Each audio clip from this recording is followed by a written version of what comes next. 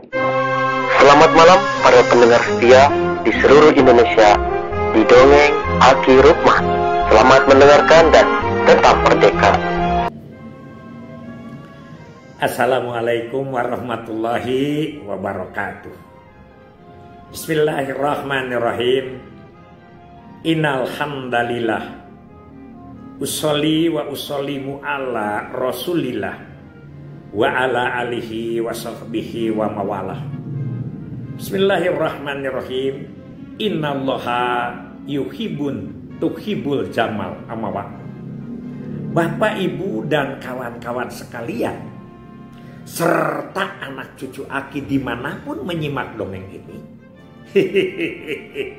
mari kita lanjutkan malam ini tentang sejarah Kerajaan Galuh. Kemarin sudah cerita bahwa Raja Permanadikusuma itu akan meninggalkan keraton, ya, akan pergi ke hutan untuk bertapa, dan negara akan dipercayakan kepada Arya Kebonan yang ingin jadi raja. Yang mikir itu kemarin. Sekali lagi mikirnya itu adalah kalau jadi raja adalah perintah dipatuhi, keinginan dipenuhi. Siapa yang tidak, ya begitu. Nah, sebelum jadi raja, si Arya Kebonan ini diganti wujudnya oleh Permanadikusuma, mirip dengan wajahnya, mirip dengan tangtungannya, mirip dengan wujudnya. Hanya ini jauh lebih muda, kira-kira 10 tahun. Dia dijadikan manusia yang ganteng, kesatria begitu. Dan diberi nama Brahmawijaya. Seluruh rakyat percaya bahwa itu adalah raja semakin muda lagi. Tapi ada yang tidak percaya, yaitu adalah Uwalengser. Karena Uwalengser tahu perjanjiannya dengan raja. Kemudian diberitahu kepada dua pramesari itu, yaitu Panrenyep dan Naganingrum, bahwa itu sebetulnya bukan Permanadikusuma. Jadi ada aturan-aturannya, tapi di depan umum tetap kudu harus ngaku suatu. Itu ya uniknya legenda, itu namanya juga legenda. Setelah itu di keraton ini dua wanoja ini, yaitu Panrenyep dan Naganingrum ini, mimpi ketiban bulan. Nah, itu diberitahukan kepada Raja Brahmawijaya bahwa ada mimpi itu. Brahmawijaya khawatir, ini kila-kila kalau ada mimpi seperti itu biasanya wanita itu mau hamil. Padahal dia juga tidak berbuat apa-apa kepada kedua wanita itu. Hanya ini tetap aja dia mulai dengan resah gitu ya. Akhirnya minta supaya Uwalengser memanggil pertapa, yaitu Hajar Sukaresmi atau Ajar Sukaresmi, ya. Padahal itu sebenarnya Permatadikusuma. Begitu datang dijelaskan bahwa dua-duanya akan hamil. Oh, marah ini si Brahmawijaya ini, ya. Tapi masih menahan. Tanya lagi, hamilnya ini perempuan atau laki-laki? Dan dijelaskan dua-duanya akan melahirkan laki-laki. Waduh, dia marah, tidak tahan, akhirnya mengambil kerisnya, ditusukkan kepada Hajar Sukaresmi itu, tapi tidak mempan, bengkok. Kemudian Hajar Sukaresmi nanya, apakah raja ingin saya meninggal?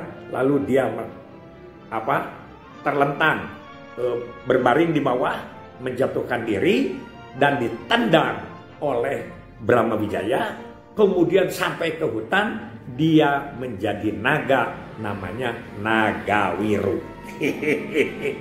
Begitu itunya. Kemudian di keraton ternyata dia hamil. Dua-duanya hamil. Yang lebih dulu melahirkan itu adalah Panrenyep. Panrenyep dia melahirkan laki-laki, diberi nama Haryang Bangga. Diberi nama Haryang Bangga. Sedangkan si Naganingrum ketika ditemui sedang hamil oleh Brahma Wijaya, itunya berbicara, bayinya dari kandungan. Hei Brahma Wijaya, karena kamu sudah banyak berbohong, sudah banyak mempunyai tindakan-tindakan yang tidak boleh dilakukan, insya Allah, atau kita lah, kalau bukan insya Allah mungkin ya, kamu tidak akan lama memimpin negara ini. Wow, kaget kan? Ada bayi di dalam kandungan berbicara sehingga tidak senang dia. Nah, bagaimana caranya? Caranya adalah ini bayi harus disingkirkan. Nah, dia kerjasama dengan Pangrenyep. Mungkin ada janji-janji mending ini disingkirkan supaya hari yang bangga ya, anaknya itu tetap menjadi kerajaan begitu. Nah, bagaimana caranya? Si Pangrenyep punya akal-akalan. Akal-akalannya minta supaya pada saat melahirkan Naganingrum menutup mata dengan alasan supaya tidak takut melihat darah yang keluar pada saat melahirkan. Itu alasannya. Sehingga memakai laman dan lain sebagainya, dia ditutup matanya. Padahal dia berencana dengan Brahma Wijaya itu mengganti bayi itu dengan bayi anjing yang ditempatkan di dekat Naganingrum. Sedangkan bayi yang dilahirkan oleh Naganingrum itu dimasukkan kepada keranjang. Dan kemudian bayi itu dilempar ke Kali Citandui. Dan si Naganingrumnya merasa malu, merasa aib karena yang dibawa itu adalah bayi anjing. Ya, itu sebetulnya ceritanya.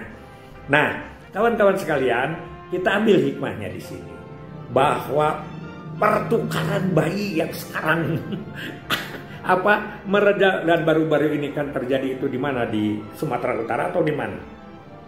Itu dari dulu juga ada simbol-simbol seperti itu, ya. Apalagi ini disengaja, tidak disengaja dan lain sebagainya.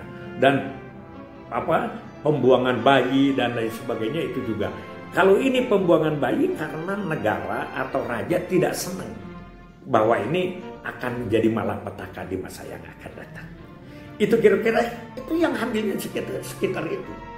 Padahal yang permanen di Kusuma ini sudah melihat akan terjadi sesuatu di masa yang akan datang. Karena dia adalah raja di negara Galuh itu. Nah, di situ tidak sebut apakah kehamilannya itu sebetulnya adalah peninggal dari Permana di Kusuma, itu sebetulnya nanti akan terulang lagi. Jadi dia sudah hamil waktu ditinggalkan. Jadi Raja Brahma Wijaya ini memang tidak berbuat apa-apa terhadap Pangrenyep dan Naganingrum.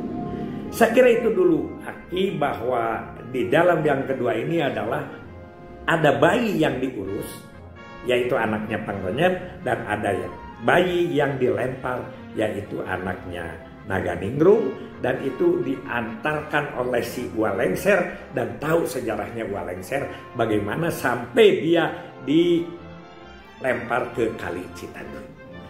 Billahi fisabilillah. Wassalamualaikum warahmatullahi wabarakatuh.